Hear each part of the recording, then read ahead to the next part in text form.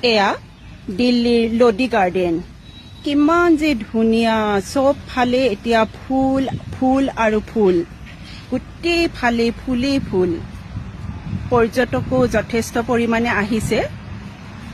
বৰ্তমান এই মাৰ্চ মাহত দিল্লীত ফুৰিবলৈ খুব ভাল হয় সময়টো খুব সুন্দৰ এয়া ফুলৰ সমাহাৰ আমিতো সচক্ষে দেখিলোৱে আপোনালোককো দেখুৱালো ভিডিঅ'ৰ মাধ্যমেৰে এয়া লোডি গাৰ্ডেন এইফালে আকৌ এয়া হাৰ্ট শেপ কৰি ৰাখিছে ফুলৰ বাগান ভেলিয়া গোটেই ফালে